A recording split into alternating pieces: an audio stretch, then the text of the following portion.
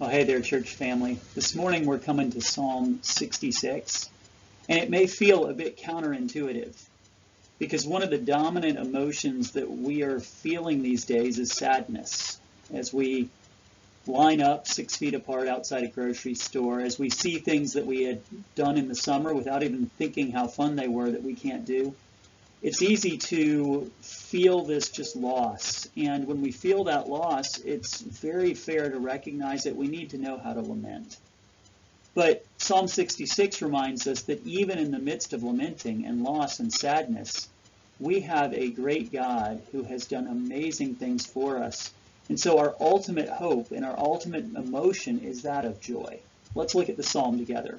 It's long enough, we're not going to read every verse, but let's do a quick tour of it. Our psalm starts out with the call in verse 1. Shout for joy to God, all the earth. Sing glory of his name. Give him glorious praise. Say to God, how awesome are your deeds. So great is your power that your enemies come cringing to you. All the earth worships you and sings praises to you. They sing praises to your name. So we know how to lament, but we also remember that our God is great and that he gives us a peace that passes understanding. The psalm then moves to remembering that God has done great things in history in the past.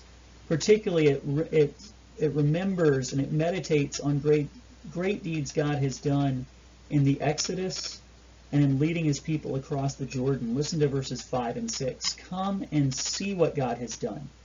He is awesome in his deeds towards the children of man. He turned the sea into dry land. They passed through the river on foot. The thing is, right now, it doesn't always feel that way. Right now, it can feel much less sure, much more like we're struggling. Listen to verses 10 and 11. The psalmist says, For you, O God, have tested us.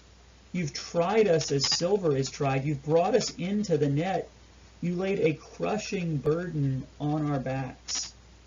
So in the midst of a challenge, it's easy to forget how good God has been and how much he has cared for his people. You let men ride over our heads, verse 12 says. We went through fire and through water.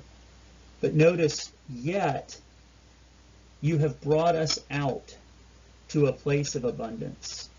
So this is a psalm where the poet can look back and see that for all the troubles of verses in 10 and 11, those troubles were in the end something temporary. There was a return. There was a stepping back into God's care, into his blessing in a way that they could see. So then look what happens in verse 13 and 14. Because the poet has recognized yet again that God has been good, he says, I will come into your house with burnt offerings. I will perform my vows to you, that which my lips uttered and my mouth promised when I was in trouble. It's an amazing thing. We tend to pray really well when things are bad, and then when things get good again, we forget the God who made them good again. But this psalmist is determined that the things he prayed when he lived in a time of trouble are not going to be forgotten when times of goodness return. And times of goodness will return. We don't know how long, we don't know how quickly, we don't know in exactly what way. But when we come out of this, let's do what the psalmist says, which is don't forget the things we prayed when we were in trouble. Look at verses 19 and 20. But truly God has listened. He has attended to the voice of my prayer. Blessed be God, because he has not rejected my prayer or removed his steadfast love from me. So let's live, church family, in the midst of that, knowing that he does hear our prayers and he has not rejected us. And when we come out of this, let's bless God with the psalmist. So friends, go in peace today. May God bless you and keep you in all that you do. Amen.